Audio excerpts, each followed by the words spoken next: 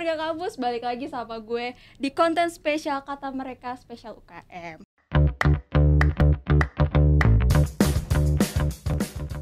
Episode kali ini kita kedatangan orang yang spesial banget nih dari UKM Esport UBL. Boleh perkenalkan nama dan jurusannya dari apa Kak, dan jabatan di Esport UBL? Oke, halo semuanya. Kenalin nih, nama aku Irgi Davariansyah. Aku dari jurusan Sistem Informasi, Fakultas Teknologi Informasi. Dan untuk jabatan aku di e-sport, aku tuh sekarang jadi ketua umum periode 2024-2003. Oke, berarti panggilannya Kak Irgi ya. Boleh tahu nggak sih Kak, sekarang tuh kesibukannya apa aja sih? Sekarang ini aku lagi sibuk-sibuknya buat ngerjain tugas dari MSIB nih. Aku juga jarang ke kampus sekarang karena program itu. Oh, sibuk banget ya berarti. Terus tadi kan kakak nyebutin kalau kakak tuh ketua dari e-sport UKM e-sport UBL ya. Tuh. Aku boleh tanya nggak sih Kak, kakak tuh kenal Mobile Legends dan game-game lainnya itu dari mana dan kapan? Terus kenapa kakak milih untuk join e-sport UBL itu? Oke, ini rada panjang ya, aku jelasin dulu dari awal nih. Jadi, dulu itu aku sering main game dari kecil. Aku kenal game itu dari saudaraku. Terus juga makin kesini, aku kenal dengan game online. Yang pertama itu yang pernah aku mainin itu Clash of Clans dulunya. Terus makin kesini, game makin berkembang, makin banyak. Aku cobain tuh satu-satu. Dan yang paling tertarik aku tuh sama Mobile Legends. Terus makin lama aku main Mobile Legends, aku makin jago kan tuh. Terus aku pas masuk kuliah denger namanya e-sport. Ada e-sport di Universitas Budi Luhur. Aku join di situ karena aku di-invite juga sama teman aku dari UBL itu. Wih, ada gak sih tuh warga kampus yang main game-game yang disebutin sama Kak Irgi tadi? Kalau ada bisa join di UKM ya, UKM Esport UBL.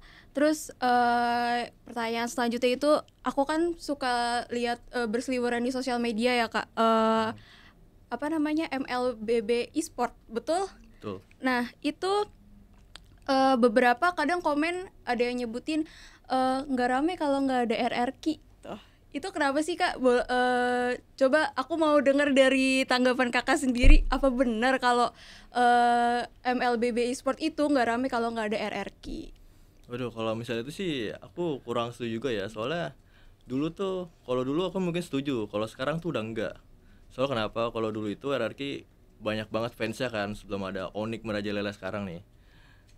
Dulu juga kalau misalnya ada match EVOS sama RRQ itu memang udah paling rame sih dulu. Tapi kalau sekarang sih udah turun ya nama mereka berdua. Yang paling jago sekarang menurut aku yang paling rame Onyx. Oh, yang kuning itu ya warnanya? Tuh. Oke. Kenapa tuh kalau boleh tahu Kak yang paling jago sekarang Onyx? Ya karena mereka tuh gimana ya, kemarin mereka tuh di M Series juga juara 2. Itu hampir juara sih. Oh. Skornya selisih dikit banget sama juara 1 ya. Oke. Nah, ini ada cerita menarik nih Kak, untuk pro player Indonesia, khususnya untuk ML. Kan ada seorang player nih main ML di turnamen, biasanya mainnya itu pas ada tiket M series aja, benar atau enggak? Dan kenapa juara dunia itu hadiahnya lebih besar dari turnamen lainnya?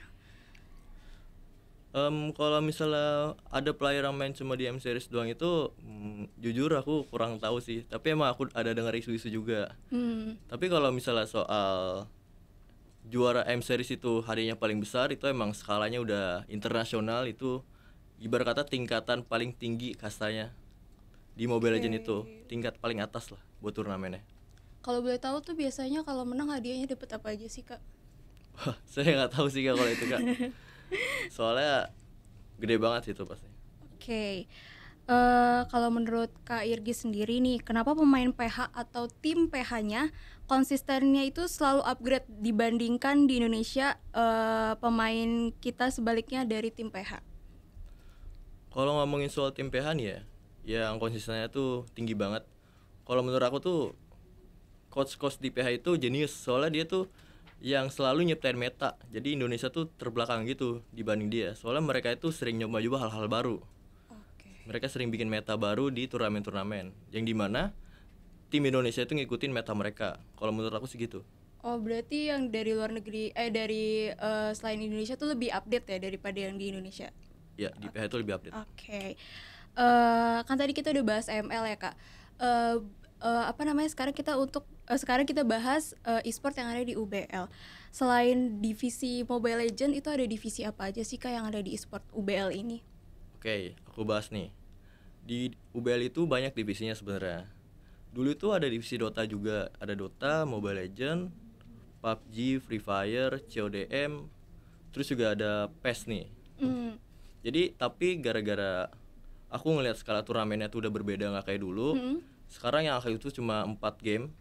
Ada Mobile Legend, Free Fire, PUBG M, CODM, sorry ada 5, satu lagi ada PES. Oke.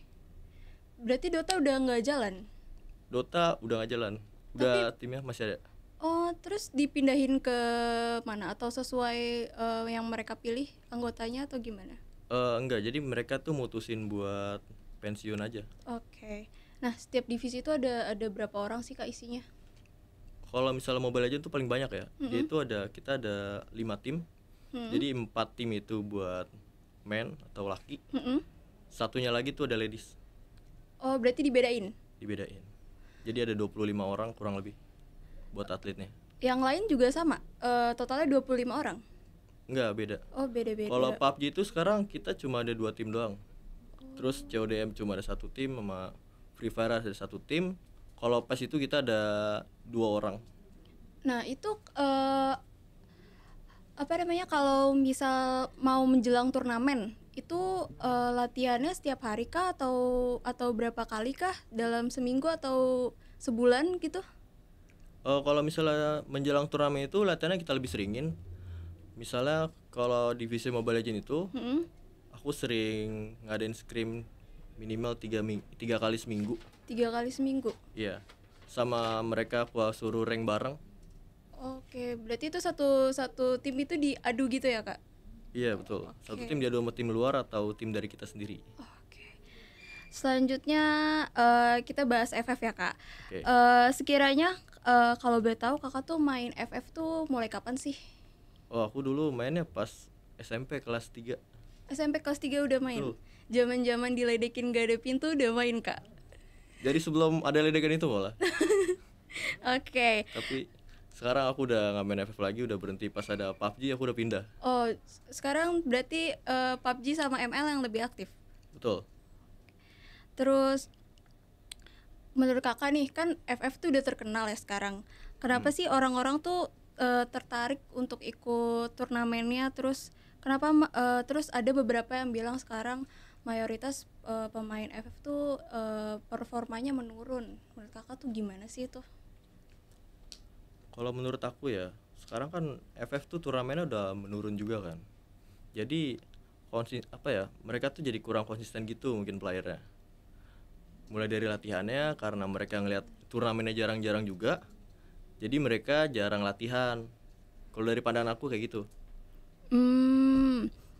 Tapi UBL Esports sendiri itu latihannya berarti sering ya di Sering. FF. Oke. Terus rencana nih ke depan tuh mau ada turnamen apa sih atau mau ada apa sih di UBL Esports itu? Kasih tahu dong, spill. Oh, jadi ini program kerja aku ya? Oke. Jadi rencana aku tuh nanti aku bakal ngadain talk show juga di UBL. Terus juga sama aku ngadain turnamen. Tapi gamenya aku belum tahu sih. Tapi Mobile Legends tuh pasti ada. Udah pasti ada. Ya, jadi talk show sama turnamen nantinya. Talk show itu bisa didatengin sama semua orang atau cuma mahasiswa budi luhur aja nih kak? Semua orang boleh datang. Anak sekolah juga bisa? Bisa. Tuh, warga kampus ataupun yang di luar warga kampus yang mau datang boleh banget tuh. Tanggal berapa tuh kak kira-kira kalau boleh tahu? Ya mungkin sekitar bulan Oktober November gitulah. Wah, 2024? Iya tahun ini. Oke. Terus gimana sih kak? Aku mau tanya nih, karena aku juga baru tahu kan ada UKM ini. Perkembangan e-sport budi luhur dari awal sampai akhir yang Kak Irgi tahu. Oke, yang aku tahu ya. Jadi e-sport ini berdiri itu tanggal 13 Desember 2019 dulunya. Jadi dulu di situ game pertama yang kita menangin itu PES. PES. Iya. And then habis itu kita rekrut mahasiswa lagi yang banyak kan, Mm-mm. kira pada join, berkembang lah tuh ada divisi lain selain PES itu. Ada Mobile Legend, terus juga ada PUBG, lama-lama berkembang ada Free Fire, CODM. Dan pas di 2021 mereka itu kan banyak prestasinya kan. Mm-mm. Nah, jadi ketua umum pas di zaman 2021 itu dia ngajuin yang namanya beasiswa ke kampus. Mereka dapat beasiswa, dan juga pas di 2023 ini alhamdulillahnya kita sekarang jadi UKM. Berarti baru jadi UKM itu akhir-akhir ini ya? Udah setahun lebih. Oh, udah setahun lebih. Jadi Februari 2023 kalau nggak salah. Oh, berarti udah ada beasiswanya nih. Udah boleh ada. boleh tahu nggak ada ketentuan khususnya kah untuk ikut beasiswanya itu? Kalau dari beasiswa sih nggak ada ketentuan khusus ya. Mungkin kalau misalnya kalian lagi di juara nih, Hmm? misalnya kamu main ML nih, terus kamu juara tingkat sekitar regional gitu ataupun nasional, Hmm? kamu boleh kontak aku, terus aku masukin kamu ke divisi ML atau kemanapun itu, terus aku ngajuin beasiswa ke kampus. Yang penting Oke. kalian itu juara. Tuh guys, yang mau dapat beasiswa berkat main ML, berkat main game bisa banget join. Terima kasih kepada warga kampus yang udah menonton konten kata mereka spesial UKM. See you di konten kata mereka spesial UKM lainnya. Dadah.